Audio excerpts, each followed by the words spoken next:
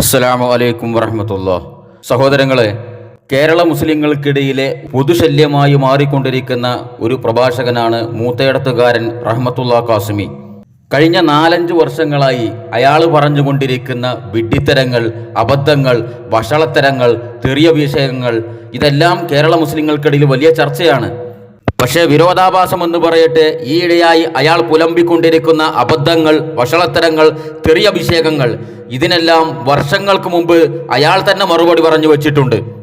ഒരുതരം ഭ്രാന്തനെ പോലെ, വെളിവ് കെട്ടവനെ പോലെ, ലക്കും ലഗാനുമില്ലാതെ വായിൽ തോന്നിയതെല്ലാം അയാൾ പറഞ്ഞുകൊണ്ടിരിക്കുകയാണ്.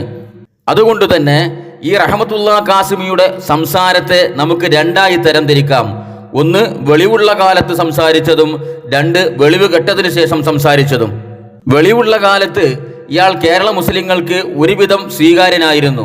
എന്നാൽ ഈ വെളിവ് കെട്ട കാലത്ത് ഇയാളുടെ സംസാരങ്ങൾ അലോസരപ്പെടുത്തിക്കൊണ്ടിരിക്കുന്നത് ഇയാളുടെ ആദർശ എതിരാളികൾക്കല്ല, മറിച്ച് സ്വന്തം പ്രസ്ഥാനത്തിന്, സ്വന്തം നാട്ടുകാർക്ക്, സ്വന്തം കുടുംബക്കാർക്ക്, സ്വന്തം കെട്ടിയോൾക്ക് പോലും ഇയാളുടെ സംസാരം അലോസരമുണ്ടാക്കുന്നു എന്ന് ഇയാൾ തന്നെ പല പ്രസംഗത്തിലും തുറന്നു പറഞ്ഞിട്ടുണ്ട്. എന്തായാലും വെളിവുള്ള കാലത്ത് ഇയാൾ നടത്തിയ ഒരു സംസാരത്തിൽ നിന്നും തുടങ്ങാം നമുക്ക്. 2 വലിയ ആളുകൾ, ഒരാള് ഖുത്ബി മുഹമ്മദ് മുസ്ലിയാർ. അവർ ആ മഹാൻ കേരളത്തിലെ സുന്നത്യമായത്തിന്റെയും സമസ്തയുടെയും മഹാനായ നേതാവാണ്. ഒരാൾ KM മൗലവി. കേരളത്തിലെ മുജാഹിദിന്റെ ജീനിയസ് എന്ന് പറയാവുന്ന ഒരു നേതാവ് ഉണ്ടായിട്ടുണ്ടെങ്കിൽ അത് KM മൗലവിയാണ്. 2 ആൾ കോഴിക്കോട്ട് വന്നാലും തങ്ങളെ വരെ പാർക്കും. ഖുത്ബി മുഹമ്മദ് മുസ്ലിയാർ കോഴിക്കോട്ട് വന്നാൽ തങ്ങളുടെ മാളികയിലാണ് താമസിക്കുക. KM മൗലവി, മുജാഹിദിന്റെ ശില്പിയായ KM മൗലവി കോഴിക്കോട് വന്നാലും തങ്ങളുടെ മാളിക തന്നെ താമസിക്കുക. 2 ആളും. ഇത് ചരിത്രത്തിലെ കൗതുകകരമായ, ഇന്ന് പറഞ്ഞാൽ നമ്മളെ എവിടെ എത്തി നിൽക്കുന്നു എന്ന് നമുക്ക് അറിയാൻ മാത്രമുള്ള വിധത്തിൽ നമുക്ക് ചിന്തിക്കാവുന്ന ഒരു വിശാലമായ ഒരു മനസ്സ് നഷ്ടപ്പെട്ടതിന്റെ ഒരു ഉദാഹരണമാണ്. ഇതിന്റെ അർത്ഥം ആരും ആരുടെ ആശയവും വലിച്ചെറിയണമെന്നല്ല.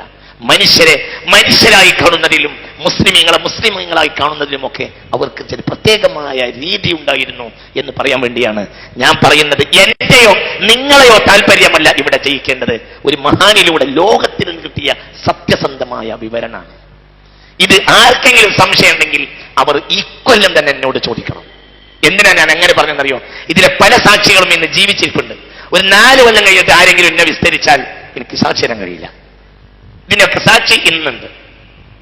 ബാഫക്ക് തങ്ങൾ ഖുത്ബി മുഹമ്മദ് മുസ്ലിയാരെ സ്വന്തം വീട്ടിൽ അതിഥിയായി സ്വീകരിച്ചത് കണ്ട സാക്ഷികൾ ഇന്നുണ്ട്.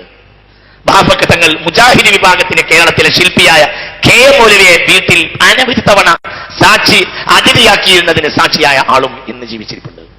കുറച്ചു കൊല്ലം കഴിഞ്ഞാൽ പിന്നെ അതിൽ കഴിയൂല. മുജാഹിദ് വിഭാഗത്തിന്റെ പ്രഗത്ഭ നേതാവ് NB അബ്ദുസ്സലാം മൗലവി തങ്ങളുടെ ഏറ്റവും അടുത്ത കൂട്ടുകാരനായിരുന്നു. ഇതൊക്കെ തങ്ങളെ സംബന്ധിച്ചിടത്തോളം വിശാലമായ മനസ്സാണ്. എന്നാൽ ഞാൻ പറഞ്ഞില്ലേ, MK ഹാജി വന്നാലും ആ കൂട്ടത്തിൽ നിന്ന് ഹജ്ജാജ് ചെല്ലേണ്ടി വരും. പിന്നെ അത് ഹജ്ജാജ് ചെല്ലൂല എന്ന് പറയാൻ അവർക്ക് പറ്റില്ല. അതാണല്ലോ ഞാൻ നേരത്തെ നിങ്ങളോട് പറഞ്ഞു. ബഹുമാനപ്പെട്ട പൂക്കോയത്തങ്ങളുടെയും ഒരു രീതി ഇങ്ങനെ തന്നെയായിരുന്നു. പൂക്കോയത്തങ്ങൾ മഅ്മൂമായി, KM മൗലവി ഇമാമായി നിസ്കരിച്ചു. എന്നിട്ട് കേരളത്തിൽ മുജാഹിദ് വിഭാഗത്തിന്റെ ജീനിയസ് എന്ന് പറയാൻ ഒരാളുണ്ടെങ്കിൽ ആ നേതാവ് KM മൗലവിയാണ്. KM മൗലവി തങ്ങൾ മഅ്മൂമാണ് എന്നത് പരിഗണിച്ചുകൊണ്ട് KM മൗലവി മുന്നോട്ടോടി. ഇതൊക്കെ ചരിത്രത്തിലെ അനർഘമായ സാക്ഷ്യങ്ങളാണ്. ഇന്ന് നമ്മൾ ചുരുങ്ങിയിട്ട് നമ്മളൊരു കല്യാണത്തിന് വിളിക്കണമെങ്കിൽ പോലും ഇന്ന് ആളെ എണ്ണും. മിക്കവാറും 3-4 കൊല്ലം കഴിഞ്ഞാൽ നമ്മൾ പെണ്ണുങ്ങളും കുട്ടികളും തന്നെ കല്യാണം കഴിക്കേണ്ടി വരും. 2-3 കൊല്ലം കഴിഞ്ഞ് ഇങ്ങനെ പോകും. പിന്നെ നമ്മൾ പെണ്ണുങ്ങൾ കുട്ടികളെ നമ്മളെ ഉണ്ടാക്കിയിട്ട് നമ്മൾ തന്നെയാണ് മുണങ്ങുന്ന അവസ്ഥയിൽ ഇനി ഉണ്ടാവുക. അവിടത്തേക്ക് നമ്മൾ ഇത് ചെറുതായതിന്റെ വള്ളി വെട്ടാനാണ് അള്ളാഹു റഹ്മത്തുള്ളാഹിക്ക് നാവ് തന്നത്. അത് ഞാൻ വെട്ടന്നെയാണ്. അത് വെട്ടിയത് ശരിയാക്കിയാലേ ഉമ്മത്തിന് എന്നാവുള്ളൂ. ഈ വിശാല മനസ്കതയാണ് ലോകം സ്വീകരിച്ചത്. ഇത് വെളിവുള്ള കാലത്ത് സംസാരിച്ചതാണ്, വർഷങ്ങൾക്ക് മുൻപ്. എന്തൊക്കെയാണ് പോനെ ഈ ക്ലിപ്പിൽ പറഞ്ഞത്? കേരളത്തിലെ ആദ്യകാല മുജാഹിദ് നേതാവായ KM മൗലവിയും കേരളത്തിലെ സമസ്തയുടെ ആദ്യകാല നേതാക്കളായ ഖുത്ബി മുഹമ്മദ് മുസ്ലിയാർ, ബാഫക്കി തങ്ങൾ, പൂക്കോയ തങ്ങൾ ഇവരും തമ്മിലുണ്ടായിരുന്ന മനോഹരമായ സൗഹൃദത്തിനെ കുറിച്ച് ഇവൻ വാഴ്ത്തി പറയണം, കുറ്റപ്പെടുത്തി പറയില്ല, വാഴ്ത്തി പറയണം. ആ നേതാക്കന്മാരുടെ വിശാലമായ മനസ്സ് നമുക്ക് നഷ്ടപ്പെട്ടു എന്നാവും പറയണത്. ഈ കാലഘട്ടത്തിൽ അത് നഷ്ടപ്പെടുത്തിയില്ല. ഇവന്റെ പങ്കെത്ര എന്നുള്ളത് ഞാൻ വരുന്നുണ്ട് ഇൻഷാ അല്ലാഹ്. എന്നിട്ട് ഇവൻ പറയാണ്, ആർക്കെങ്കിലും ഈ വിഷയത്തിൽ വല്ല സംശയം ഉണ്ടെങ്കിൽ ഇത് ഇപ്പൊ ചോദിച്ചോളി, 4 കൊല്ലം കഴിഞ്ഞാൽ പിന്നെ ചോദിച്ചാൽ കിട്ടൂലെന്ന്. 4 കൊല്ലം കഴിഞ്ഞാൽ പിന്നെ ഈ പരുവത്തിലാവും എന്നുള്ളത്, ഈ തീജാനി ശൈത്താമ്പന്റെ തരിയെ കയറി എന്നുള്ളത് എനിക്ക് മുൻകൂട്ടി മനസ്സിലായിരുന്നെന്ന് അറിയില്ല. ഏതായാലും അതും അവൻ പറഞ്ഞു വെച്ചിട്ടുണ്ട്, 4 കൊല്ലം കഴിഞ്ഞാൽ പിന്നെ ഇക്കോലത്തിൽ കിട്ടൂല, തെളിവൊന്നും ഇക്കോലത്തിൽ കിട്ടൂല. പറഞ്ഞ് എത്രത്തോളം അതിന്റെ മഹത്വം പറയണമെന്ന് അറിയോ? KM മൗലവി ഇമാമായിട്ട് പൂക്കോയത്തങ്ങൾ മഅ്മൂമായി നിസ്കരിച്ചു. അത്രത്തോളം സൗഹൃദമായിരുന്നു അവർ തമ്മിലുണ്ടായിരുന്നത്. നമ്മൾ ഇന്ന് ചുരുങ്ങി അവനാന്റെ പെണ്ണുങ്ങളും കുട്ടികളും അവനാന്റെ കുടുംബക്കാരും കല്യാണം വിളിക്കുന്നിടത്ത് എത്തി. കാരണം മറ്റവനെ വിളിക്കാൻ പറ്റില്ല, ഇവനെ വിളിക്കാൻ പറ്റില്ല, മറ്റവൻ വഹാബിയാണ്, ഇവൻ സലഫിയാണ്, ഇവൻ മുജാഹിദാണ്, ഇവൻ ജമാഅത്തെ ഇസ്ലാമിക്കാരനാണ്, മറ്റവൻ തബ്ലീഗാണ്, അവൻ ആരും വിളിക്കാൻ പറ്റൂല എന്നുള്ള തരത്തിലേക്ക് നമ്മൾ ഇന്ന് ചുരുങ്ങി എത്തി. അവനാന്റെ കുടുംബക്കാരും പെണ്ണുങ്ങളും കുട്ടികളും മാത്രം ഒരു കല്യാണത്തിന് കൂടുന്ന രീതിയിലേക്ക് ചുരുങ്ങി എത്തി എന്നാവും പറയണത്. ഇവന്റെ പോക്ക് ഇക്കോലത്തിലാണെങ്കിൽ ഇവന്റെ കൂടെ അവന്റെ വീട്ടിൽ കല്യാണം വെക്കുമ്പോൾ ഇപ്പൊ ഇവന്റെ പെണ്ണുങ്ങളും കുട്ടികളും വരെ ഉണ്ടാവുമോ എന്നുള്ളത് കണ്ടറിയേണ്ട കാര്യമാണ്. ഇരിക്കട്ടെ. എന്നിട്ട് അവസാനം ഒരു വീരവാദം ഇവന്റെ മുഖമുദ്ര കേട്ടോ. എന്തിലും വലിയ കണ്ടുപിടുത്തക്കാരനാണ് പോം. മഹാനായ ഞാൻ കണ്ടുപിടിച്ച കാര്യമാകുന്നു ഇത് എന്ന് ഇടക്കിടക്ക് പോകാൻ പറയും. ഇവന്റെ വലിയ വീരവാദം ഈ പ്രസംഗത്തിൽ എന്ത്, നമ്മൾ ചുരുങ്ങി ചെറുതായി ഒരു കുടിസ് ചിന്താഗതിയിലേക്ക് എത്തി. ആ അവസ്ഥയുടെ അതിന്റെ അടിവെട്ടാനാണ്, അതിന്റെ വള്ളി വെട്ടാനാണ് റഹ്മത്തുള്ളാഹിക്ക് അള്ളാഹു നാവ് തന്നിട്ടുള്ളത്. ഇത് ഞാൻ വെട്ടിയിട്ടേ അടങ്ങുള്ളൂ എന്ന് വെച്ചാൽ ഈ കുടിസ് ചിന്താഗതി ഉണ്ടല്ലോ, മുജാഹിദിനോട് മിണ്ടാൻ പാടില്ല, സലഫിനോട് മിണ്ടാൻ പാടില്ല, ജമാഅത്ത് ഇസ്ലാമിയോട് മിണ്ടാൻ പാടില്ല എന്നുള്ള ഈ കുടിസ് ചിന്താഗതിയുടെ അടിവേര് വെട്ടാനാണ് റഹ്മത്തുള്ളാഹിക്ക് അള്ളാഹു നാവ് തന്നിട്ടുള്ളത്. അതുകൊണ്ട് അത് ഞാൻ വെട്ടുക തന്നെ ചെയ്യും. ഇങ്ങനെ പറഞ്ഞ ഇവൻ കൊല്ലം കുറച്ചങ്ങോട്ട് മുന്നോട്ട് പോയി. ഈ തീജാനി ശൈത്താമ്പന്റെ തരി കയറിയതിന് ശേഷം അള്ള കൊടുത്ത നാവ് ഇവ ഉപയോഗിക്കണ കോലം കണ്ടോളി. തൊപ്പിട്ട്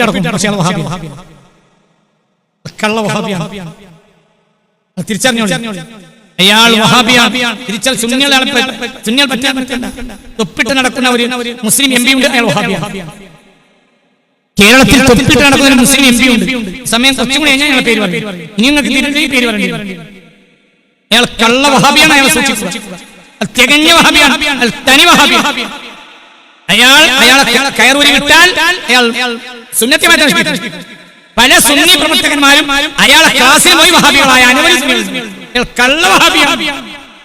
അയാളെ കരുതി ബഹുമാനപ്പെട്ട അവസ്ഥ. മര്യാദ പഠിപ്പിച്ചോളി. ഇവനൊക്കെ നമ്മൾ വോട്ട് ചെയ്ത് ഇവനെ എം പി ആക്കാം. എന്നിട്ട് ഇവനെന്താ പണി? ഡൽഹിയിൽ ഒരു പണിയൊന്നുമില്ല. ഡൽഹിയിൽ അവർക്ക് കീഴ്വായി വിട്ട് കിടന്നു പണിയുള്ളൂ. ഇവിടെ വന്നിട്ട് വഹാബി പണി. ഈ ജാതി എം പിമാർക്ക് ഇവരെ താങ്ങിക്കടാ മൗലാന. ഇന്റെ വാപ്പ വേറെയാ, ഞാൻ കള്ള വഹാബിയാണ് പറഞ്ഞ റേഷൻ കാർഡ് കിട്ടുന്ന വാപ്പാന്റെ റേഷൻ കാർഡാണോ ഞാൻ ഇന്ത്യൻ സർക്കാരല്ലേ എനിക്ക് റേഷൻ കാർഡ്? ലീഗിന്റെ എംഎൽഎമാരെ കയ്യിലാടാ റേഷൻ കാർഡ്. തീജാനി ബാധ കയറിയതിനു ശേഷം പ്രസംഗിച്ചതാണ്. പൂക്കോയ തങ്ങളും KM മൗലവിയും ബാഫക്കിത്തങ്ങളും കുതുബി മുഹമ്മദ് മുസ്ലിയാരും തമ്മിലുണ്ടായിരുന്ന സൗഹൃദത്തിന്റെ കഥ പറഞ്ഞ് രോമാഞ്ചം കൊണ്ട ഇവൻ പ്രസംഗിക്കുന്നു, അബ്ദുസ്സമദ് സമദാനി വഹാബിയാണ്, സൂക്ഷിച്ചോളീൻ, ഓനെ തിരിച്ചറിഞ്ഞോളീൻ. എടോ സമദാനി വഹാബിയായിട്ട് അനക്കെന്തോട് കിടച്ചില്? അത് ഞാൻ എന്റെ ബെഡ്റൂമിൽ കയറ്റി കയറുന്ന, അത് എന്റെ അടുക്കളയിൽ കയറി എന്ന് കണ്ട് എന്തെങ്കിലും പറഞ്ഞോ? അയാൾ വഹാബിയെ കൂടെ എനിക്കെന്താണ്? ഇതല്ലേ വഹാബികളുടെ നേതാവായ KM മൗലവിയും ആ പൂക്കോയ തങ്ങളും ബാഫക്കി തങ്ങളും കുതുബിയും തമ്മിലുള്ള സൗഹൃദത്തിന്റെ കഥ പറഞ്ഞ് അനുയായികളെ രോമാഞ്ചം കൊള്ളിച്ച ആളല്ലേ അല്ലേ? സൂക്ഷിച്ചോളി, ഡൽഹി പോയി കണ്ടി കീവായിട്ട് കിടന്നുറങ്ങാണ്, മുനാഫിക്കാണ്, കള്ള വഹാബിയാണ്, ഒന്ന് സൂക്ഷിച്ചോളി. സമസ്തന്റെ നേതാക്കന്മാർക്ക് ഒരു താക്കീത്. അത് അങ്ങനെ തന്നെ ആയിരിക്കും. മരത്തിനം കാട്ടി വലിയ കൊമ്പുണ്ടായി കഴിഞ്ഞാൽ ഈ വക താക്കിയതൊക്കെ സമസ്തന്റെ നേതാക്കന്മാർ ജിഫിലൊക്കെ കേൾക്കേണ്ടി വരും. ഇജ് താങ്ങിയിടുന്ന മൗലാന, ഇന്റെ വാപ്പ വേറെയാണ്. ഇവിടെ 5-6 കൊല്ലം മുമ്പ് എന്റെ വാപ്പ ആരേനു? അന്നല്ലേ മുജാഹിദ് നേതാക്കന്മാരും സമസ്തയുടെ നേതാക്കന്മാരും തമ്മിലുണ്ടായിരുന്ന സൗഹൃദത്തിന്റെ കഥ പറഞ്ഞു.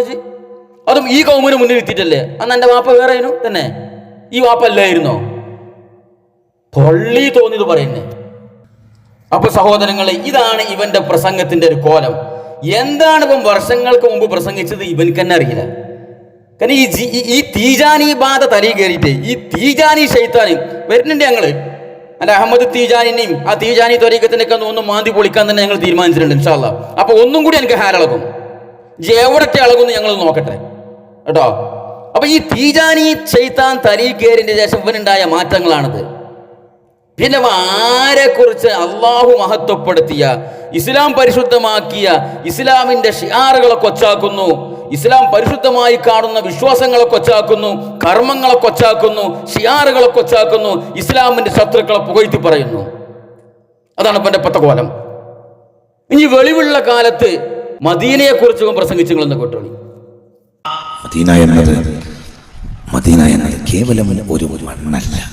എങ്ങനെ മണ്ണാവുക? മദീന ഔഷധമാണ്. എന്ന് മുഹമ്മദ് മുസ്തഫ. മദീനയിലെ പൊടിമണ്ണ് കുഷ്ഠത്തെ പോലും സുഖപ്പെടുത്തുമെന്ന് മുഹമ്മദ് മുസ്തഫ.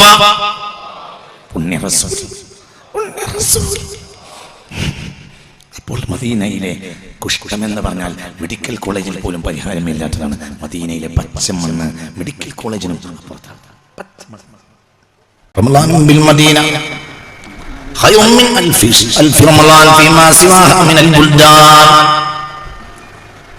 മദീനയിൽ ഒരു റമളാനിൽ കൂടുന്നത് മദീനയല്ലാത്ത നാട്ടിൽ 1000 റമളാൻ ലഭിക്കുന്നതിനേക്കാൾ നല്ലതാണ്. മുഹമ്മദ് മുസ്തഫ. വെളിവുള്ള കാലത്ത് മദീനയെ കുറിച്ച് സംസാരിച്ചതാണിത്. മദീനയുടെ പോരിശ, മദീനയിലെ മണ്ണ് കുഷ്ഠത്തെ പോലും സുഖപ്പെടുത്തും. മദീനയിൽ നോമ്പ് കൂടിയുള്ള പ്രതിഫലം നിങ്ങൾ പറഞ്ഞ തേങ്ങാണ്. കള്ളക്കരച്ചില്, അതൊക്കെ കള്ളക്കരച്ചിലായിരുന്നു. ഇപ്പോഴല്ല മനസ്സിലാണത്, ഇപ്പോഴല്ല ഇപ്പൊ എന്റെ പൂച്ചു പൂർത്തിയാടിയത്. അങ്ങനെ മദീനന്റെ പോരിശ പറഞ്ഞ ഇവൻ വെളിവുകെട്ട കാലത്ത് തീജാനി ശൈത്താൻ തരീഖേറിന്റെ ശേഷം ഇപ്പൊ മക്കനെ കുറിച്ചും മദീനെ കുറിച്ചും സംസാരിച്ച് കേട്ടോക്കി. അതുള്ള വിവാദപ്പോ മക്കത്ത് പോയിട്ട് വലിയ നേട്ടം കിട്ടുമെന്ന് ആരെങ്കിലും വിചാരിച്ചാൽ അവൻ ഈ ഭൂമിയിലെ ഏറ്റവും വലിയ വിഡ്ഢിയാണ് എന്ന് ഞാൻ നിങ്ങളെ അറിയിക്കുകയാണ്. അതുകൊണ്ടൊന്നും കാര്യമില്ല.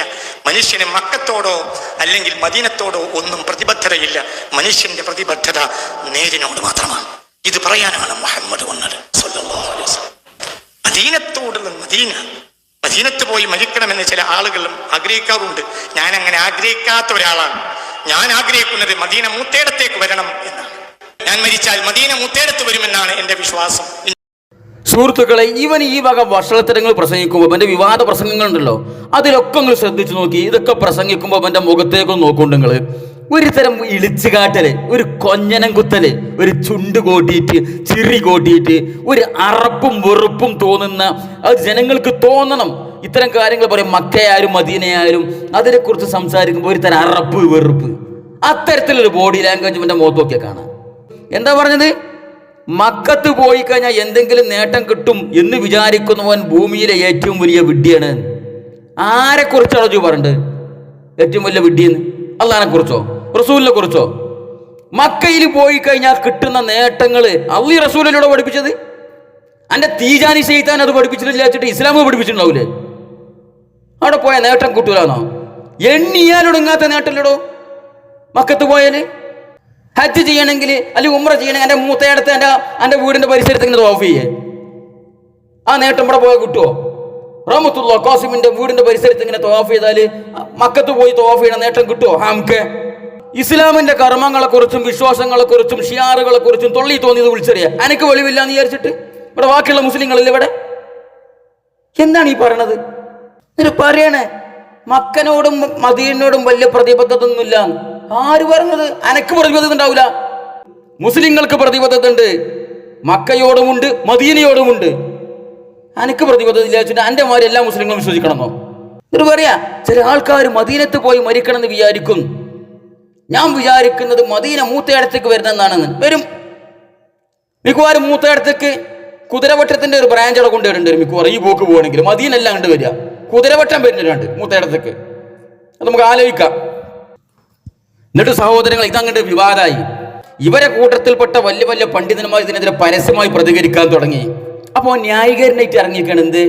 മദീനയുടെ സംസ്കാരം അല്ലെങ്കിൽ റസൂൽ കിടക്കുന്ന മദീനത്താണല്ലോ, ആ റസൂൽ എൻ്റെ അടുത്തേക്ക്, ആ റസൂലിന്റെ ആ സ്നേഹം ഹുബ് ഇഷ്ക് എൻ്റെ അടുത്തേക്ക് വരണമെന്നാണ്, മദീന മൂത്തയിടത്തേക്ക് വരണം എന്നതുകൊണ്ട് ഞാൻ ഉദ്ദേശിച്ചിട്ടുള്ളത്. സാഹിത്യപരമായ ഭാഷയിൽ പറഞ്ഞതാണ്. നേരെ ചെവ്വ പറഞ്ഞു കൊടുത്താൽ മനസ്സിലാകാത്ത കൗമ മുമ്പിലുള്ളത്. അറാന്ന് പറഞ്ഞു കൊടുത്താൽ തറാന്ന് കേട്ട് ഉറിയെന്ന് എഴുതുന്ന കൗമാണത്. തനി പൊട്ടന്മാരായ മന്ദബുദ്ധികളായ കൗമ്. അതുകൊണ്ട് തന്നെ പറയണേ നമ്മൾ ഇട്ടും ഇൻഷാ അല്ലാഹ്. ആ കൗമിനോട് അഞ്ഞ് പോകാൻ സാഹിത്യം പറയാൻ പോണത്. പിന്നെ അവൻ പറയണത് എന്താണ്? മക്കത്തും മദീനത്ത് പോയി കഴിഞ്ഞാൽ ഓലിന്റെ തലെടുക്കും, അത് പേടിച്ചിട്ടാണ്.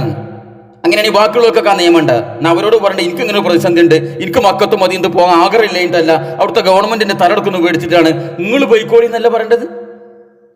അതിന് പകരം മക്കൾക്കും മദീനക്കും ഒരു പോരിശിയില്ല എന്നുള്ള കോലത്തെ അടച്ചട ആക്ഷേപിച്ചു. അവിടെ പോയാൽ പുണ്യം കിട്ടും, എന്തെങ്കിലും നേട്ടം കിട്ടും എന്ന് വിചാരിക്കണം, മഹാവിദ്യയാണെന്ന്. ഇവൻ തലക്ക് വെളിവുണ്ടോ ഇല്ലേ നിങ്ങൾ പറയും. തീർന്നിട്ടില്ല സഹോദരങ്ങളെ. അത് കഴിഞ്ഞു. പിന്നെ ഇമാം മഹദിയെ കുറിച്ചാണ് ഇവന്റെ അടുത്ത വിടുവായത്തം. കേട്ടോക്കി. ഇമാം മഹദി വന്നാൽ മഹദി ഇമാമിന്റെ ഏറ്റവും വലിയ ശത്രുക്കൾ അറബികളായിരിക്കും. ഇതൊക്കെ പഠിച്ചോളൂ. ഇമാം മഹദിയുടെ ഏറ്റവും വലിയ അനുയായികൾ ഇന്ത്യയിലെ ഹിന്ദു ജനങ്ങളായിരിക്കും. ഇതൊക്കെ നിങ്ങൾ എഴുതി വെച്ചോളൂ. നിങ്ങളുടെ പല സംഘടനകളും മഹദി ഇമാമിനെതിരായിരിക്കും. കൂട്ടത്തിൽ ഞാൻ പറയാണ്, മഹദി ഇമാമിന്റെ കൂടെ നിൽക്കുക ഇന്ത്യയിലെ കോടിക്കണക്കായ ഹിന്ദുക്കളായിരിക്കും. മുസ്ലിം സംഘടനകളിൽ ഭൂരിപക്ഷവും മഹദി ഇമാമിനെതിരായിരിക്കും. ആരുടെയും പിന്നാലെ നടന്നിട്ട് ആയുസ് കളയണ്ടടാ. അള്ളാഹുവിനെയും റസൂലിനെയും അനുവർത്തിച്ച് മുന്നോട്ട് പോയിക്കോ. മഹദി ഇമാം വന്നാൽ നിങ്ങളുടെ ചിന്തകളെ മുഴുവനും അട്ടിമറിക്കും. ഹിന്ദു ജനങ്ങളിൽ ഭൂരിപക്ഷവും മഹദി ഇമാമിന്റെ അനുയായികളായിരിക്കും.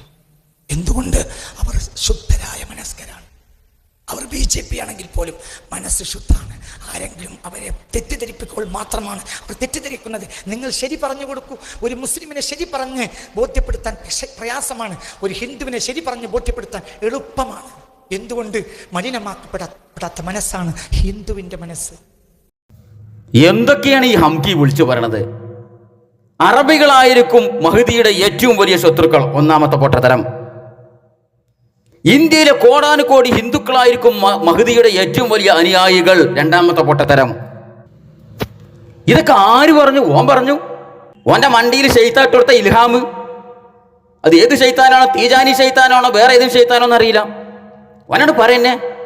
കുറച്ച് അന്തം കമ്മി കുഞ്ഞാപ്പളെ മുന്നിലിട്ടി കഴിഞ്ഞാൽ തൊള്ളി തോന്നിയെന്നാണ് പറയുന്നേ. ഹിന്ദുക്കളാണ് മഹദിയുടെ. അവർ ഹിന്ദുക്കൾ എന്ന് പറഞ്ഞ് നിർത്തിയില്ല, BJP-ക്കാരാണെങ്കിൽ പോലും സംഘികളെ മനസ്സ് നമുക്കറിയില്ല സഹോദരങ്ങളെ. അത് അറിയാത്ത ആരവിടെ? സംഘികളും പിന്നെ പനെ പോലത്തെ സംഘികളെ താങ്ങി നടക്കുന്ന ആളുകളല്ലാത്തവർക്കൊക്കെ സംഘികളെ മനസ്സറിയാം. ആ സംഘികളാണെങ്കിൽ പോലും അവരുടെ മനസ്സ് വളരെ ശുദ്ധ മനസ്സാണ്.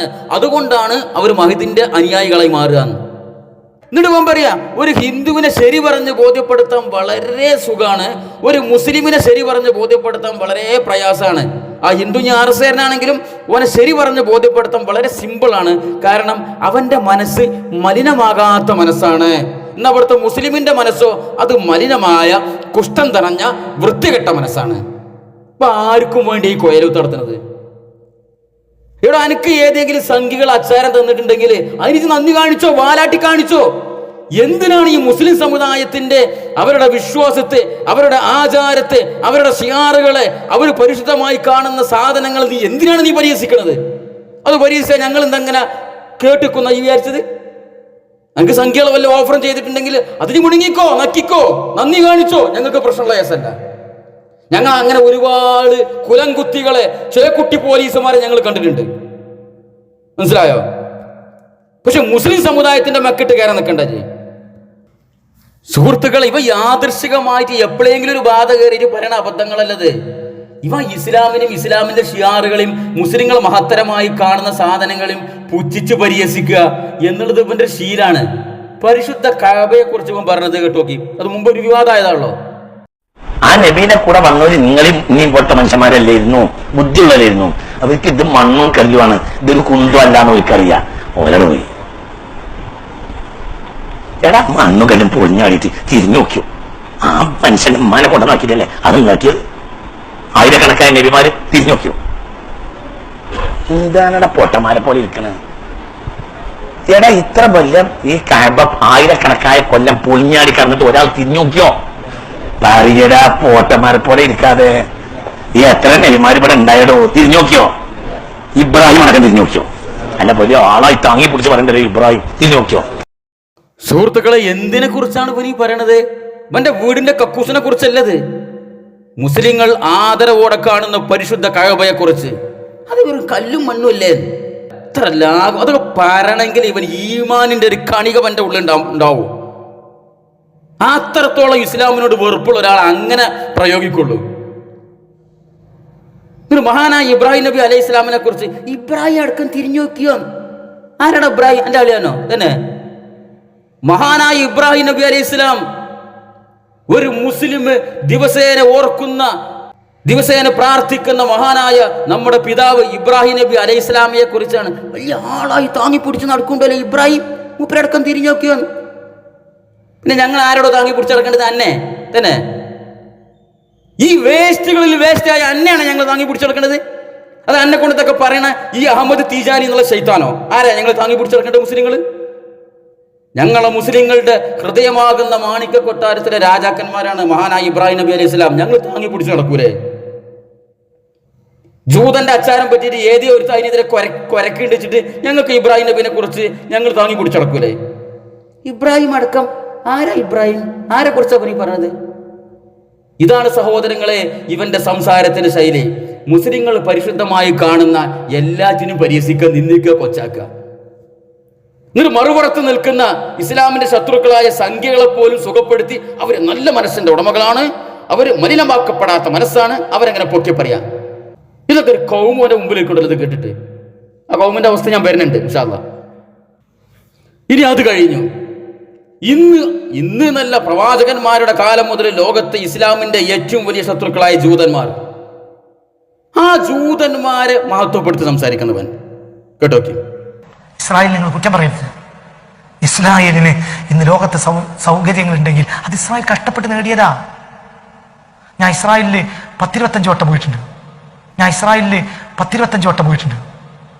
ഒരു പോലീസുകാരൻ ഒരു പോലീസ് സ്റ്റേഷനിൽ ഇരിക്കുന്ന ഞാൻ കണ്ടിട്ടില്ല. ഒരു പട്ടാളക്കാരൻ ഇരിക്കുന്ന ഞാൻ കണ്ടിട്ടില്ല. ഡ്യൂട്ടി പോലീസ് സ്റ്റേഷനിൽ ഒരു കസേരയില്ലാത്ത ഒരു പോലീസ് സംവിധാനം ലോകത്തുണ്ടെങ്കിൽ ഇസ്രായേലിൽ. കമ്പ്യൂട്ടറിന്റെ മുന്നിൽ പണിയെടുക്കുന്ന ഒരാൾക്ക് ഒരു കസേര ഉണ്ടാവും, പോലീസുകാർക്ക് ഒരിക്കലും കസേര ഉണ്ടാവില്ല. അവർ ഓൺ ഡ്യൂട്ടി, പോലീസ് സ്റ്റേഷൻ കസേര ഉണ്ടാവില്ല. അവർ ഇന്റലിജന്റാ. അങ്ങനത്തെ ഒരു ജനത നേടുമല്ലോ. നമ്മൾ വെറുതെ എന്തിനാ കുറ്റം പറയുന്നത്? കർമ്മം ചെയ്യുന്ന ഒരു ജനത നേടൂലേ? നമിക്കുകിൽ ഉയരാം, നടുകിൽ തിന്നാം, നൽകുകിൽ നേടിയിടാം, നമുക്കുണാമേ പണിവടുനാകം നരകവും അതുപോലെ. നമിക്കുകിൽ ഉയരാം, നടുകിൽ തിന്നാം. നമ്മൾ നട്ടുപിടിപ്പിച്ചാൽ നമുക്ക് തിന്നാം. അവർ ലോകത്തെ മുഴുവൻ വെല്ലുവിളിച്ചു, ലോകം മുഴുവനും അവരില്ലായി. അറബികൾ മുഴുവനും അവരെ ആക്രമിച്ചു. 1967 അറബ് ലോകത്തെ മുഴുവനും ഇനി ഒരു യുദ്ധത്തിന് ശേഷിയില്ലാത്ത വിധത്തിൽ അവർ തകർത്തത് 7 ദിവസം കൊണ്ടാണ്. അത് ജൂതന്മാർ പറയുന്നത് അത് ഞങ്ങളെ ബദർ യുദ്ധമായിരുന്നു. 1967 പരിസരത്തെ മുഴുവനും അറബ് സമൂഹങ്ങൾ തകർത്ത് തരിപ്പണമാക്കി. എത്ര ദിവസം കൊണ്ട്? 7 ദിവസം, 6 ദിവസം, 6 ഡേ വാർ. 1967 6 ദിവസം, 6 ഡേ വാർ, 6 ദിവസം തകർത്ത് തരിപ്പണമാക്കി. എന്തുകൊണ്ട്? അവർക്ക് അവരുടെ ജനതയോട് കൂറുണ്ട്, അവർക്ക് അവരുടെ സംവിധാനത്തോട് കൂറുണ്ട്, അവർക്ക് അവരുടെ പ്രത്യയശാസ്ത്രത്തോട് ആത്മാർത്ഥതയുണ്ട്. ഇസ്രായേൽ നിങ്ങൾ കുറ്റപ്പെടുത്തരുത്. ഇസ്രായേൽ ഇന്ന് ലോകത്ത് ഈ സൗകര്യം നേടിയിട്ട് അവർ കഷ്ടപ്പെട്ട് നേടിയതാണ്. അവർ ചതിച്ചും വഞ്ചിച്ചും നേടിയതാ ഈ ജൂത പരീക്ഷകള്. ഇസ്രായേൽ എന്നുകൊണ്ട് ഉദ്ദേശിക്കുന്ന അവരെ ഉള്ളോ? എന്നിട്ട് ഞാൻ 25 വർഷം പോയിട്ടുണ്ടാണ്ട് അതിന്റെ കൊണാണ് ഈ കാണുന്നത്. ആ 25 പ്രാവശ്യം പോയിന്റെ കൊണാണ് എൻ്റെ നാവിൻ്റെ ഉള്ളിൽ കൂടി എൻ്റെ വായി കൂടി പുറത്ത് ചാടിക്കൊണ്ടിരിക്കുന്നത്. ഞങ്ങൾക്ക് മനസ്സിലായിട്ടുണ്ട്, മുസ്ലിങ്ങൾക്ക് മനസ്സിലായിട്ടുണ്ട്. ഇതിപ്പോൾ ആരാളാണ്? മുസ്ലിങ്ങളെ വക്താവാണോ അതോ ഇസ്ലാമിന്റെ ശത്രുക്കളെ വക്താവാണോ എന്നുള്ള ജനങ്ങൾ സംസാരിച്ചു കൊണ്ടിരിക്കുള്ളത് ദിനേന എന്നോണം. അത് ഇസ്രായേലിൽ 25 പ്രാവശ്യം പോയിന്റെ ഗുണം തന്നെയാണത്. അപ്പൊ സുഹൃത്തുക്കളെ, ഇതാണ് ഇവന്റെ വായ, ഇവന്റെ വിഷയലപ്തമായ വാക്കുകൾ. മുനിസിപ്പാലിറ്റി കക്കൂസിന് ദിനംകാട്ടി നിലവാരമുണ്ടാവും. ഇത് സഹിക്കാൻ പറ്റാണ്ടായി സമസ്തന്റെ പണ്ഡിതന്മാർക്ക് തന്നെ. ഇവന്റെ കൂട്ടത്തിൽപ്പെട്ട പണ്ഡിതന്മാർക്ക്, പല വിഭാഗത്തിൽപ്പെട്ട പണ്ഡിതന്മാരെ ശക്തമായിട്ട് ഇതിനെതിരെ പ്രതികരിക്കാൻ തുടങ്ങി. കേട്ടോളി, ഇവന്റെ അതേ കൂട്ടത്തിൽപ്പെട്ട ഇവന്റെ വിഭാഗത്തിൽ സമസ്തയിൽപ്പെട്ട പണ്ഡിതൻ തന്നെ ഇതിനെക്കുറിച്ച് സംസാരിക്കുന്നത് കേട്ടോളി. ഞാൻ സൂചിപ്പിച്ചു വരുന്നത് മസീഹുദ് ദജ്ജാലിനെ കുറിച്ച്, ഇമാം മഹദിയെ കുറിച്ച് ഒക്കെ ഇപ്പോൾ നമ്മൾ അറിയുന്നൊരു ഉസ്താദിന്റെ പ്രഭാഷണം വന്നു. എന്തോ സംഭവിച്ചത്, എന്ത് കാരണം കൊണ്ട് അങ്ങനെ പറയുന്നു എന്ന് എനിക്ക് മനസ്സിലാവുന്നില്ല. ഒന്നുകിൽ എന്തെങ്കിലും ഓർമ്മക്കുറവോ അല്ലെങ്കിൽ ബുദ്ധിക്ക് തകരാറോ എന്തെങ്കിലും ഒരു പരീക്ഷണമോ അയാൾക്ക് സംഭവിച്ചിട്ടുണ്ട് എന്നതിൽ ഒരു സംശയമില്ല. ഇമാം മഹദിയെ വിശ്വസിക്കുന്നതും ഇമാം മഹദി തങ്ങളുടെ കൂടെ കൂടുന്നതും ബഹുദൈവാരാധകരായ നമ്മുടെ നാട്ടിലെ ആൾക്കാരാണ് എന്ന് പറയാന്ന് പറഞ്ഞാൽ ലോകത്ത് ഒരു മനുഷ്യനും ഒരു ഇമാമും ഒരു ആലിമും പറയാത്ത വാക്കാണത്. അത് എങ്ങനെ പറഞ്ഞു എന്നത് ഞാൻ അത്ഭുതപ്പെടുകയാണ്. എങ്ങനെ ആ വാക്കുകൾ നാവിലൂടെ വരുന്നു? എന്തെങ്കിലും ഒരു ശൈത്താനിയത്തായ ഫിത്ന അദ്ദേഹത്തിന്റെ മേൽ സംഭവിച്ചു കാണും. അങ്ങനെയാണെങ്കിൽ അള്ളാഹു സലാമത്ത് കൊടുക്കട്ടെ. കാരണം ഒരു അറിവുള്ള ഒരു മനുഷ്യൻ അങ്ങനെ പറയില്ല, ഒരു വിവരമുള്ള ഒരാൾ അങ്ങനെ പറയാൻ പാടില്ല, പറയൂല. എങ്ങനെ പറയാ? കേട്ടില്ല സഹോദരങ്ങളെ, കേട്ട് നിൽക്കാൻ കഴിയില്ലതൊന്നും എന്റെ പ്രസംഗമൊന്നും. അതുകൊണ്ട് പ്രതികരിച്ചു പോരണ ഈ സിംസാറിലക്കലെ പോലത്തെ ആൾക്കാര്. എന്താ അദ്ദേഹം പറഞ്ഞത്? എന്തുകൊണ്ടാണ് ഇങ്ങനെ പ്രസംഗിക്കുന്നത് എന്ന് ആലോചിച്ചിട്ട് മനസ്സിലാവുന്നില്ല. ഒന്നുകിൽ അത് ഓർമ്മക്കുറവായിരിക്കും. ഓർമ്മക്കുറവ് എന്തായാലും അല്ല, ബാക്കിയുള്ള എല്ലാ കാര്യത്തിനും നല്ല ഓർമ്മ ഉണ്ട്. അല്ലെങ്കിൽ എന്തോ ഒരു തകരാറ് ബുദ്ധിക്ക് സംഭവിച്ചു, അതാണ് കറക്റ്റ്. എന്തോ ഒരു ശൈത്താനിയത്ത് ഇവന് കൂടിയിട്ടുണ്ട്. ആ ശൈത്താനിയത്ത് തീജാനി ശൈത്താനിയത്ത്. ആ ശൈത്താനിയത്ത് തലയിൽ കയറിയതിന് ശേഷം ഇവൻ എന്താണ് ഈ പ്രസംഗിച്ചുകൊണ്ടിരിക്കുന്നത് എന്നുള്ളത് ഇവൻ തന്നെ ബോധമല്ല. മനസ്സിലായോ? ഒന്ന് പ്രസംഗിക്കും, പിറ്റേ തിരുത്തി പറയും, പിറ്റേന്നൊരു വിശദീകരണേറ്റ് വരും, അങ്ങനെ പറയുന്നേ. അപ്പൊ സഹോദരങ്ങൾ, ഇതുപോലെയുള്ള വിമർശനങ്ങൾ സ്വന്തം പാളയത്ത് നിന്ന് വന്നപ്പോ ഇതിനൊരു മറുപടി വന്നു. ആ മറുപടി എന്ന് കേട്ടേക്ക് ഭയങ്കര രസമാണത്. ഞാൻ ദജ്ജാലിനെ പറ്റി പറയുമ്പോൾ ആർക്കില്ലാത്ത അഭിപ്രായം എനിക്കുണ്ടായിട്ട് ഇന്ന അള്ളാഹുത്തല നരകത്തിലിടാണെങ്കിൽ നിനക്കെന്താടാ മുഖ്യം? ഞാനല്ലേ നരകത്തിൽ ദജ്ജാല്? നിങ്ങൾ വിചാരിച്ച ദജ്ജാലല്ല ഞാൻ വിചാരിക്കുന്ന ദജ്ജാല് വേറെ ആളാണ്. നിങ്ങൾ വിചാരിക്കുന്ന ദാബത്തുല്ലാറല്ല ഞാൻ വിചാരിക്കുന്ന ദാബത്തുല്ലാറ് വേറെയാണ്. ഇങ്ങനെ പോയാൽ നരകത്തൊക്കെ പോകണം. ആയിക്കോട്ടെ, ഞാൻ നരകത്ത് പോകാൻ നിനക്കും നിന്റെ പാപ്പാക്കും തത്ത് കുഴപ്പമുള്ളത്. ഞാൻ നരകത്ത് പോയാൽ നിനക്കെന്താ നഷ്ടം? ഞാൻ നരകത്ത് പോയാൽ ആയിക്കോട്ടെ, നിനക്കെന്താ നഷ്ടം? ഞാൻ എൻ്റെ റബ്ബിനായിട്ടല്ലേ, ഞാനെൻ്റെ റബ്ബിനുള്ള പ്രശ്നമല്ലേ. നരകത്ത് പോയാലും സ്വർഗത്ത് പോയാലും നിങ്ങൾക്കെന്ത്? ഞാൻ ദജ്ജാലിനെ കുറിച്ചും മഹദിനെ കുറിച്ചും കഅബയെ കുറിച്ചും പ്രവാചകന്മാരെ കുറിച്ചും മക്കനെ കുറിച്ചും മദീനത്തിനെ കുറിച്ചൊക്കെ ഇങ്ങനെ തൊള്ളി തോന്നി പറഞ്ഞുകൊണ്ടിരിക്കും. അനക്കെന്താടാ ഹംകയുണ്ട്? ഞാൻ നരകത്തിൽ പോയി കഴിഞ്ഞാൽ ഞാനല്ല പോണത്, ഇജ് പോയിക്കോ. എന്നോട് ആരാ നരകത്തേക്ക് ചാടാൻ വേണ്ടി റെഡി ആയിക്കണമെങ്കിൽ എൻ്റെ വട്ടം പിടിച്ച് കണ്ട് കാശ്മീർ ചാടല്ലേ നരകത്തേക്ക്, കാശ്മീർ ചാടല്ലേ ഇറങ്ങുന്ന പരലോകത്തൊരു കുട്ടി ഉണ്ടാവില്ല, ഇജ് ചാടിക്കോ. പക്ഷേ ഈ സമുദായത്തിന് എന്തിനാ നരകത്ത് കൊണ്ടുപോകുന്നത്? അനക്കും എൻ്റെ വാപ്പാക്കും എന്താ? ഒരു പണ്ടിയൻ ചോദിക്കുകയാണ്, ഞാൻ അങ്ങനെയൊക്കെ പ്രസംഗിക്കും, അനക്കും എൻ്റെ വാപ്പാക്കും എന്താ അവിടെ വീട്? കാരണം ഞാൻ ഇങ്ങനെയൊക്കെ പ്രസംഗിക്കണമെങ്കിൽ എനിക്ക് അതിനുള്ള ക്വാളിറ്റി ഉണ്ട്. എന്താ അവൻ്റെ ക്വാളിറ്റി പറയട്ടെ? എൻ്റെ മാർഗം ജനങ്ങളെ മുഴുവൻ ചീത്ത കേൾക്കുന്ന മാർഗമാണ്. അങ്ങനെ ഉണ്ടാവുമല്ലോ, എനിക്കത് വിഷയമല്ല. ആദ്യകാലത്തൊക്കെ പ്രശ്നം ഉണ്ടായിരുന്നു, ചീത്ത കേൾക്ക് തുടക്കിയ കാലത്ത്. ഇപ്പം ഇതെന്തായിരുന്നു, തോല് പോയി, തോലൊക്കെ കട്ടികൂടി. അപ്പോൾ പിന്നെ ഇനി എന്തില്ല, പ്രശ്നമില്ല. എനിക്ക് തൊലിക്കെട്ടിയായി എന്തും കേൾക്കാം. നിങ്ങൾ എന്നെ പ്രശംസിച്ചാൽ എൻ്റെ ഉള്ളിൽ കയറൂല, നിങ്ങൾ എന്നെ വിമർശിച്ചാൽ എൻ്റെ ഉള്ളിൽ കയറാൻ ആദ്യം തൊലിക്കെട്ടി. ഇതാണ് കാരണം. ഞാൻ പറഞ്ഞ ഈ ജനങ്ങളൊക്കെ മൊത്തം ചീത്ത കേൾക്കുന്ന മാർഗത്തിലാണ് ഞാനുള്ളത്. അങ്ങനെ ഒരു മാർഗം ഉണ്ടാവും. ജനങ്ങൾ മൊത്തം തേറി പറഞ്ഞ ഒരു മാർഗം. ആദർശെതിരാളികൾ ചീത്തറിയും ചിലപ്പോ. ഇത് അവനാന്റെ കുടുംബക്കാരും പ്രസ്ഥാനം നാട്ടുകാരും അവനാന്റെ കൂട്ടത്തിൽപ്പെട്ട പണ്ഡിതന്മാരും മൊത്തം ചീത്തരണ ഒരു മാർഗം ഉണ്ടാവുമോ? ഇനി എങ്ങനെ ചീത്തറിഞ്ഞാലും കുഴപ്പമില്ല, എനിക്ക് ഭയങ്കര തൊലിക്കെട്ടിയാണ്. ആ തൊലിക്കെട്ടി കൊണ്ടാണ് ഞാനിതൊക്കെ ഇങ്ങനെ പറയണത്. ആദ്യമൊക്കെ എനിക്ക് കുറച്ച് ഉളുപ്പുമാനൊക്കെ ഉണ്ടായിരുന്നു. പിന്നെ ഇതെങ്ങനെ ഈ ചീത്ത കേട്ട് ഈ കൈൻ്റെ അറപ്പാണ് മാറി. ഇപ്പം എനിക്ക് ഭയങ്കര തൊലിക്കെട്ടിയാണ്. അതുകൊണ്ട് എന്തും എന്നെ കുറിച്ച് പറഞ്ഞോളി, ഞാൻ എങ്ങനെ പോകും ഈ പോക്ക്. കാരണം എന്താ, ഞാൻ എന്ത് പറഞ്ഞാലും ഒരു കൗമ് മുമ്പിലുണ്ട്. എന്താണ് ആ കൗമിന്റെ ക്വാളിറ്റി? അതും പടം പറയട്ടെ. നിങ്ങളൊക്കെ പറയും കാസിമി തിരക്കടില്ല. നേരെ മറിച്ച് എന്റെ ആള് വാതിലെല്ലാം അടച്ചിട്ട് ദൂരക്കിനോട് ചവിട്ട് തരോടെ തന്നെ ഞാൻ എന്തൊക്കെയാ ഈ അവിടുന്ന് വിളിച്ച് പറഞ്ഞറിയുമ്പോഴേ ഞാൻ ചെറുതാവുള്ളൂ. നിങ്ങൾക്ക് പറഞ്ഞത് മനസ്സിലായോ? ജനം എന്റെ കൈയാണ് മുത്ത. കാരണം ഞാനാണല്ലോ വലിയ വർത്താനം പറയുന്നത്. ജനത്തിന് പണ്ടും ബുദ്ധിയില്ല, ഇപ്പോഴും ബുദ്ധിയില്ല, ഇങ്ങോട്ട് ബുദ്ധി ഉണ്ടാവില്ല. നിങ്ങൾ എന്നോട് ദേഷ്യം പിടിച്ചു ഒരു കാര്യമല്ല. പണ്ടത്തെ ജനത്തിനും ബുദ്ധിയില്ല, ഇന്നത്തെ ജനത്തിനും ബുദ്ധിയില്ല. ലഹരി പറ്റിട്ടുണ്യ. എങ്ങനെയുണ്ട്? ജനത്തിന് പണ്ടും ബുദ്ധിയില്ല, ഇപ്പോഴും ബുദ്ധിയില്ല, ഇനി ബുദ്ധി ഉണ്ടാവൂല. ആ ജാതി കൗമ മുമ്പിൽ ഇരിക്കണ്ട്. ആ കൗമാണ് എന്റെ കൈ പിടിച്ച് മുത്തുന്നത്. കാസിം ഉസ്താദ് പറഞ്ഞിട്ട് ഞാൻ നന്നാണെങ്കിൽ, ഞാൻ ചെറുതാണെങ്കിൽ എന്റെ ചില ബന്ധപ്പെട്ട ആൾക്കാർ എന്നെ മുറിയിലിട്ട് ചവിട്ടണം. അതാരാണ്? ഇപ്പത്തെ തീജാരി ത്വരീഖത്തിന്റെ ഏതെങ്കിലും ശൈത്താനായിരിക്കും. അല്ലാതെ ആര് പറഞ്ഞാലും എനിക്ക് ഉളുപ്പ് വെക്കൂല. കാരണം ഈ കൗമാണ് എന്റെ മുമ്പിൽ ഇരിക്കണത്. ഏത് കൗമ്? പൊട്ടന്മാരായ കൗമ്. താനീ പൊട്ടന്മാർ എന്ന് ഇവൻ സർട്ടിഫിക്കറ്റ് കൊടുത്ത കൗമ്. കേട്ടോളി. എന്താണ് പൊട്ടന്മാരെ പോലെ ഇരിക്കണ? പറയടാ, പൊട്ടന്മാരെ പോലെ ഇരിക്കാതെ. കേട്ടില്ല സഹോദരങ്ങളെ, സ്വന്തം മുമ്പിലിരിക്കുന്ന കൗമിനെ പൊട്ടന്മാരെ പൊട്ടന്മാരെ പൊട്ടന്മാരെ എന്ന് വിളിക്കണ ഒരു പ്രാസംഗികനെ ലോകത്ത് നിങ്ങൾ വേറെ കണ്ടിട്ടുണ്ടോ? എതിരാളികളെ വിളിക്കുമായിരിക്കും ചിലപ്പോ അരിശം കൊണ്ട്. ഇത് സ്വന്തം ഇവന്റെ തൊള്ളിയിൽ നിന്ന് വരുന്ന ഈ ചാണക വേസ്റ്റുകൾ, ഈ മലം വേസ്റ്റുകളൊക്കെ ഒപ്പിയെടുക്കാൻ മുമ്പിലിരിക്കുന്ന കൗമിനാണ് ഓൻ പറയണേ പൊട്ടന്മാരെ. എന്താടാ നിങ്ങൾക്ക് ബുദ്ധിയില്ലാത്തത്? പൊട്ടന്മാരെ പൊട്ടന്മാരെ ഇങ്ങനെ വിളിക്കണ ഒരു പ്രാസംഗികനെ, ഒരു മതപണ്ഡിതനെ ലോകത്ത് ഇവനല്ലാതെ വേറെ ഒരുത്തുണ്ടോ? വേറെ എവിടെയെങ്കിലും കണ്ടിട്ടുണ്ടോ? ഞാൻ കണ്ടിട്ടില്ല. ആ കൗമാണ് ഈ കൗമ്. ഈ കൗമിന്റെ മുമ്പിൽ ഇവൻ എന്താ പറഞ്ഞുകൂടാത്തത്? ഈ കൗമിന്റെ മുമ്പിലാണ് വലിയ ഖുർആൻ പ്രാസംഗികനായി ഇവൻ വിലസുന്നത്. ഇല്ല ഖുർആൻ ക്ലാസ്. നീ എന്താ പണ്ടൊക്കെ ഖുർആൻ ക്ലാസിന്റെ കോലം? അത് ഇപ്പം തന്നെ പറട്ടെ. നമ്മൾ ഇന്ന് ഒരു കഥയുമില്ലാതെ ഒരു വാതിൽ 100 ആയത്തോടും എന്താ പറഞ്ഞോന്നും അറിയില്ല. പറ, കേട്ടവനൊന്നും അറിയേണ്ട ആവശ്യമല്ല, കേട്ടവൻ കേൾക്കാൻ വരില്ല. കേൾക്കാൻ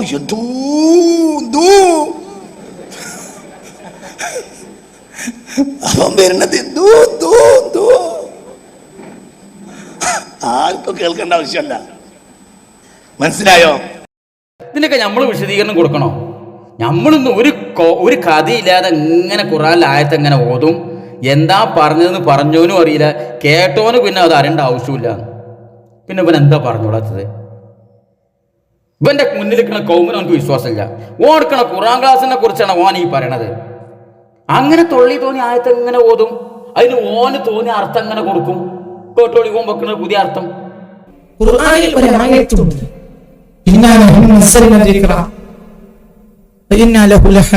എന്ന ആയത്തിന് ഞാൻ ഒരുപാട് കാലം കേരളത്തിൽ പ്രസംഗിച്ചിട്ടുണ്ട്.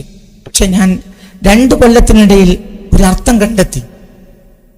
ഇന്നാ നഹ്നു നസ്സൽന ദിക്റ, ഈ ദിക്റിനെ ഞാൻ ഇറക്കിയിട്ടുണ്ട്. വ ഇന്നാ ലഹു ലഹാഫിളൂൻ, യൂറോപ്പിൽ നിന്നും ഞാൻ ആ ദിക്റിനെ അന്ത്യനാൾ വരെ സംരക്ഷിക്കും എന്നായിരിക്കും അതിനർത്ഥം. എന്തുകൊണ്ട്? ലോകത്ത് വന്ന എല്ലാ സ്പിരിച്വൽ വേദഗ്രന്ഥങ്ങളെയും നശിപ്പിച്ചത് യൂറോപ്പ് മാത്രമാണ്. ഖുർആൻ വ്യാഖ്യാനാണിത്. ഇന്നാ നഹ്നു നസ്സൽന ദിക്റ വ ഇന്നാ ലഹു ലഹാഫിളൂൻ എന്ന ആയത്ത് ഓതിയിട്ടും പറയണേ, ഇതിന് 2 കൊല്ലം ഞാൻ ഇതിനൊരു അർത്ഥം കണ്ടെത്തിയിട്ടുണ്ട്. മുൻകാല മുഫസ്സിറുകളെ പരിഗണിക്കണ്ട, ഈ സമീപകാല മുഫസ്സിറുകളെ പോലും പരിഗണിക്കണ്ട, ബഹുമാനപ്പെട്ട ജ്ഞാനവറുകൾ 2 കൊല്ലമായിട്ട് ഇതിന് അർത്ഥം കണ്ടെത്തിയിട്ടുണ്ട്. എന്താണ്? ഈ ദിക്റിനെ നാം ഇറക്കിയിരിക്കുന്നു, ഇത് നാം സംരക്ഷിക്കുന്നു പറഞ്ഞില്ലേ, അത് യൂറോപ്യന്മാരെ കുറിച്ചാണ് പറഞ്ഞത്. എവിടുന്ന് കിട്ടി? ഓൻ കണ്ടെത്തിയ അർത്ഥം. ശൈത്താൻ ഓന്റെ തലയിട്ടെടുത്ത ഇൽഹാം. കാരണം മുൻകാല മുഫസ്സിറുകളൊന്നും ഓൻ പരിഗണിക്കൂല. ഓൻ പരിഗണിക്കണ മുഫസ്സിറുകളുണ്ട്, മഹാന്മാരായ ചില മുഫസ്സിറുകൾ. ആ മുഫസ്സിറുകളൊന്നും കേട്ടോളി. എൻ്റെ ഏറ്റവും വലിയ, എൻ്റെ മനസ്സിലെപ്പോഴും ഞാൻ ഒളിപ്പിച്ചുകൊണ്ട് നടക്കുന്ന മലയാളത്തിൻ്റെ വരദാനമായ ബഹുമാനപ്പെട്ട KG രാഘവൻ നായരുടെ അമൃതവാണിയിലെ ഒരു ഖുർആനിക വചനത്തിൻ്റെ വ്യാഖ്യാനം പറഞ്ഞാണ് ഈ പുസ്തകം അവസാനിപ്പിച്ചിട്ടുള്ളത്. രാഘവൻ നായരെ എനിക്ക് കരൾ പോലെ ഇഷ്ടമാണ്. എനിക്ക് മലയാളത്തിൽ കരൾ പോലെ ഇഷ്ടമുള്ള കുറേ സാഹിത്യകാരന്മാരുണ്ട്. ഒരാളാണ് MT വാസുദേവൻ നായർ. അദ്ദേഹത്തിൻ്റെ കരവിരുത് എനിക്ക് കിട്ടിയിരുന്നെങ്കിൽ ഞാൻ ഫാത്തിഹയ്ക്ക് ഒരു വ്യാഖ്യാനം എഴുതിയിരുന്നല്ലോ എന്ന് ഞാൻ എപ്പോഴും അള്ളാഹുവോട് പ്രാർത്ഥിക്കാറുണ്ട്. അദ്ദേഹത്തിൻ്റെ കൈവിരലുകൾക്ക് അള്ളാഹു കൊടുത്ത ഒരു ഭംഗി എന്ന് പറഞ്ഞാൽ മലയാളത്തിൽ അത് വർണ്ണിക്കാൻ കഴിയൂല. ആരാണ് ബഹുമാനപ്പെട്ട ഞാൻ അംഗീകരിക്കുന്ന മുഫസ്സിർ, ഞാൻ എൻ്റെ ഹൃദയത്തിന്റെ ആ കൽബിന്റെ ഉള്ളിൽ കൊണ്ടു നടക്കുന്ന ബഹുമാനപ്പെട്ട മുഫസ്സിർ, ഞാൻ ഏറ്റവും കൂടുതൽ ആദരിക്കുന്ന മലയാളത്തിന്റെ മുഫസ്സിർ രാഘവൻ നായർ. ആ രാഘവൻ നായരുടെ അമൃതവാണിയിലെ ആ ഖുർആൻ വ്യാഖ്യാനമാണ് എന്നെ വല്ലാതെ ആകർഷിച്ചിട്ടുള്ളത്. മനസ്സിലായോ? അത് അവൻ്റെ പുസ്തകത്തിലും കൊടുത്തിട്ടുണ്ട്. ഇവൻ പയക്കാൻ വേറെ എന്തെങ്കിലും കാരണമാണ് സഹോദരങ്ങളെ? ഒരു ആയത്തിന് അർത്ഥം പറയുമ്പോൾ ആ ആയത്തിന്റെ പ്രഥമ മുഫസ്സിറുകൾ ആരാ? ആ ആയത്ത് ആദ്യമായി വ്യാഖ്യാനിച്ചാരാ? മഹാനായ റസൂലുള്ളാഹി സ്വല്ലല്ലാഹു അലൈഹി വസല്ലം. അതിന്റെ പ്രഥമ ശ്രോതാക്കൾ മഹാന്മാരായ സ്വഹാബത്ത്. ആ സ്വഹാബത്ത് അതെങ്ങനെ മനസ്സിലാക്കി? ആ സ്വഹാബത്തിൽ നിന്ന് ദീൻ കേട്ട താബീങ്ങൾ അങ്ങനെ മനസ്സിലാക്കി, തബഉ താബീങ്ങൾ അങ്ങനെ മനസ്സിലാക്കി. അതിന്റെ അടിസ്ഥാനത്തിൽ മഹാന്മാരായ മുഫസ്സിറുകൾ എങ്ങനെ വിശദീകരണം കൊടുത്തു? അതാണ് ഒരു ആയത്ത് മനസ്സിലാക്കാനുള്ള മാനദണ്ഡം. അല്ലാതെ രാഘവൻ നായരും കോവാലം പണിക്കാരും കിട്ടുണി വൈദ്യരൊന്നുമല്ല ഖുർആൻ ആയത്ത് മനസ്സിലാക്കാനുള്ള മാനദണ്ഡം. പഠിച്ചു വെച്ചോ കേട്ടോ. അപ്പൊ സുഹൃത്തുക്കളെ, ഇതാണ് ഈ ചെങ്ങായിന്റെ ആകത്തുക. നമ്മൾ തുടങ്ങണുള്ളൂ. ഈ ചെങ്ങായിന്റെ കുറച്ച് കാലം ഇവന്റെ പിന്നാലെ കൂടാൻ നമ്മൾ തീരുമാനിച്ചിട്ടുള്ളൂ. ഇൻഷാ അല്ലാഹ് ഇവന്റെ പഴയ കോലും പുതിയ കോലും ഒന്ന് പോസ്റ്റ്മോർട്ടം ചെയ്യേണ്ടതുണ്ട്. പിന്നെ അങ്ങനെ വിട്ടാൽ പറ്റൂല അവനെ. അപ്പൊ ഇവന്റെ ആകത്തുകയാണത്. ഇവനെ കൊണ്ട് ഇടങ്ങാറായിട്ടുണ്ട്. ആര് ഇടങ്ങാറായിട്ടുണ്ട്? ഇവന്റെ പ്രസ്ഥാനത്തിന്റെ ആൾക്കാർ ഇടങ്ങാറായിട്ടുണ്ട്, ഇവന്റെ സമൂഹം ഇടങ്ങാറായിട്ടുണ്ട്, നാട്ടുകാർ ഇടങ്ങാറായിട്ടുണ്ട്, വീട്ടുകാർ ഇടങ്ങാറായിട്ടുണ്ട്, കുടുംബക്കാർ ഇടങ്ങാറായിട്ടുണ്ട്, കെട്ടികൾ ഇടങ്ങാറായിട്ടുണ്ട്. പറയട്ടെ, എന്റെ ഭാര്യയോട് വന്ന് പറയാ, എന്റെ ഒരു വകയിലെ ചേട്ടൻ ബാപ്പല്ല, അവന് മൂത്താപ്പാന്റെ മക്കളൊക്കെ നമ്മള് രക്ഷിതാക്കൾ തന്നെയല്ലേ. അപ്പൊ ഇവൻ വകയിലെ ഒരു മൂത്താപ്പാന്റെ മകൻ എന്റെ ജ്യേഷ്ഠൻ വന്നിട്ട് വീട്ടിൽ എന്റെ ഭാര്യയോട് പറഞ്ഞു, അവനോട് നാടങ്ങിയിരിക്കാൻ പറയണ്ടേ, മനുഷ്യന് പുറത്തിറങ്ങാൻ വയ്യ. ഇത് വാട്സപ്പിലൊക്കെ പലതും പറഞ്ഞിട്ട് ഓന് എല്ലാ കൊല്ലം എന്തെങ്കിലും പ്രശ്നം ഉണ്ടാക്കും. അപ്പൊ നമ്മക്ക് പോയി എല്ലാം പ്രശ്നം, എന്റെ കുടുംബത്തിലും മോശം, നമ്മളെ മോശം, പെണ്ണുങ്ങളും പറയാൻ തുടങ്ങി. ഇങ്ങനത്തെ ഒരു ഗതികേട് ലോകത്ത് ഇവര് മാത്രമേ ഉണ്ടാവുള്ളൂ. ഏതൊരു പ്രസ്ഥാനത്തിന്റെ പ്രാസംഗികനാണെങ്കിലും പ്രബോധകനാണെങ്കിലും അവന് എതിർപ്പാളയത്തിൽ നിന്ന് എതിർപ്പുണ്ടാവും, ആദർശ വിരോധികളിൽ നിന്ന് എതിർപ്പുണ്ടാവും. സ്വന്തം പ്രസ്ഥാനത്തു നിന്നും, സ്വന്തം മഹലിൽ നിന്നും, സ്വന്തം നാട്ടുകാരുടെ നിന്നും, സ്വന്തം കുടുംബത്തിൽ നിന്നും, സ്വന്തം കെട്ടികളെടുത്തും വരെ എതിർപ്പുള്ള ഒരു സാധനം. ഈ സാധനം ഇക്കണ്ട പൊലമ്പല് മുഴുവൻ പൊലമ്പീറ്റും മറ്റേ കാക്ക മുണ്ടീരി ചേട്ടാ അരെ ഇഫ്രിക്കോയോ അച്ചങ്ങൈതരെ മുണ്ടിയത്തോളം വന്നിട്ടില്ല. പ്രതികരിക്കേണ്ട സമയമാണിത്. അയാൾക്ക് കേട്ട ഭാവല്ലത്. അയാൾക്ക് മുസ്ലിം ലീഗിനെ ചവിട്ടാനും പാണക്കാട് തങ്ങന്മാരെ തോണ്ടാനും ഇഷ്ടം പോലെ സമയമുണ്ടല്ലോ. അതിൻ്റെ ഇടയിൽ വഹാബികളെ തേടി പറയാനും ഇക്കണ്ട തോന്നിയ സമയം പാളയത്തിന് ഒരുത്തം പ്രസംഗിച്ചിട്ട് കാമാന്ന് അയാൾ മുണ്ടിയിട്ടില്ല. എന്താ അയാൾക്ക് ഏർപ്പാട്? സ്വന്തം പാളയത്തിൽപ്പെട്ട പല പണ്ഡിതന്മാരും തിരിച്ചറിഞ്ഞു തുടങ്ങി എന്തോ കാര്യമായിട്ട് ബുദ്ധിക്ക് തകരാറ് സംഭവിച്ചിട്ടുണ്ട്. അങ്ങനെ എന്തെങ്കിലും സംഭവിച്ചിട്ടുണ്ടെങ്കിൽ എന്തെങ്കിലും ചികിത്സാ സഹായം വേണമെങ്കിൽ നമ്മളും തരും ഇൻഷാ അല്ലാഹ്. എൻ്റെ വക 1000 റുപ്യ ഞാൻ ഇപ്പൊ തന്നെ ഓഫർ ചെയ്യണം ഇൻഷാ അല്ലാഹ്. പൈസ ഉണ്ടായിട്ടൊന്നുമല്ല, എന്നാലും ഒരു പൊതു നന്മക്കും വേണ്ടിയിട്ടാണല്ലോ. അങ്ങനെ ഉണ്ടല്ലോ, റോഡ് സൈഡിൽ വീടിന്റെ മുമ്പിൽ പട്ടി എത്തിയിടുന്നു കഴിഞ്ഞാൽ നമ്മൾ ആരെയും ഒരുത്തനെ വിളിച്ചാൽ കുഴിച്ചിടാൻ വേണ്ടി ചിലപ്പോൾ ഓനക്കൊരു പണിക്കൂലി കൊടുക്കുമല്ലോ. അങ്ങനെ കണക്കൂട്ടിയാൽ മതി. അത് പട്ടിനുള്ള ബഹുമാനം കൊണ്ട് ആദരവ് കൊണ്ടൊന്നുമല്ല. ബഹുമാനപ്പെട്ട പട്ടി അവരുടെ ശവസംസ്കാര ചടങ്ങിലേക്ക് എൻ്റെ വക എന്ന് തന്നെ ആരും പറഞ്ഞില്ല. അതൊരു ശല്യം ഒഴിവാക്കാനാണ്. അതുപോലെ എൻ്റെ വക 1000 റുപ്യ ഞാൻ ഇപ്പൊ തന്നെ ഓഫർ ചെയ്യണം. എന്താണ് ഈ ചെങ്ങായിനെ കുറിച്ച് നമ്മൾ പറയേണ്ടത്? ഇതല്ലാതെ ആൾക്കാർ ചോദിക്കുകയാണ്, ഈ ചെങ്ങായി ഇക്കണ്ട തോന്നിയാസം മുഴുവൻ പ്രസംഗിച്ചിട്ടും മുമ്പിൽ കുറച്ച് കൗമുണ്ടല്ലോ, എത്ര ഓല കഥ ചോദിക്കാണ്. ആ കൗമിന്റെ കഥ പിന്നെ പറയണ്ട. റോട്ടിലൂടെ അപ്പിട്ട് നടക്കുന്ന മുഴു പിരാന്തന്മാരെ തരിയിലേറ്റി നടക്കുന്ന കൗമാണത്. പിന്നെ ഈ തൊപ്പിട്ട് നടക്കുന്ന അരപ്പിരാന്തന്മാരെ ആ കൗമിന്റെ മുമ്പിൽ എന്തും പറയാം. കാരണം കൗമ് പൊട്ടന്മാരാ നിബന്ധന പറഞ്ഞിട്ടുണ്ട്, ഒരു ബുദ്ധിയില്ല, നന്നാവൂല എന്ന് നിബന്ധന പറഞ്ഞിട്ടുണ്ട്. പക്ഷെ എല്ലാം ആ കൗമല്ല, അത് വിരലിലുണ്ടാവുന്ന സാധനങ്ങളുള്ളൂ. കേരള മുസ്ലിങ്ങൾ ബഹുഭൂരിപക്ഷം ഇവിടെ പുറത്തുണ്ട്. ഈ തോന്നിയാസം അംഗീകരിക്കാത്ത ഇന്ത്യ രാജ്യത്ത് എന്തും പറയാൻ സ്വാതന്ത്ര്യം ഉണ്ടെന്ന് വിചാരിച്ചിട്ട് ഇസ്ലാമിനെ ഇങ്ങനെ വികലമാക്കി ചിത്രീകരിക്കുമ്പോൾ മുസ്ലിങ്ങൾ മിണ്ടാതിരിക്കുന്ന റഹ്മത്തുള്ള വിചാരിക്കണ്ട. ആ പേര് ഉച്ചരിക്കാൻ തന്നെ നമുക്ക് മടിയാണ്. കാരണം ആ പേരിന്റെ അർത്ഥം ഇവന്റെ സ്വഭാവം തമ്മിൽ ഒരു ബന്ധമില്ല. അപ്പൊ സുഹൃത്തുക്കളെ, ഇതാണ് ഈ സാധനം. ഇവനെ കുറിച്ച് ഇൻഷാ അല്ലാഹ് നമ്മൾ കുറച്ചു കാര്യങ്ങൾ കൂടി പറയാൻ പോകുന്നുണ്ട്. ഇൻഷാ അല്ലാഹ് വരും വീഡിയോകളിൽ നിങ്ങൾക്കത് പ്രതീക്ഷിക്കാം. ഇവന്റെ പഴയ കാലം, ഇവന്റെ പുതിയ കാലം, ഇവന് എങ്ങനെയാണ് ഇത് പറ്റിയെന്നുള്ളതും ഇവ എന്താണ് മുമ്പ് പറഞ്ഞത്, ഇപ്പൊ അതിനെതിരെ എന്താണ് പറഞ്ഞുകൊണ്ടിരിക്കുന്നത് ഇൻഷാ അല്ലാഹ് വരും വീഡിയോകൾ നമ്മൾ ചർച്ച ചെയ്യും. അസ്സലാമു അലൈക്കും വറഹ്മത്തുള്ളാഹി.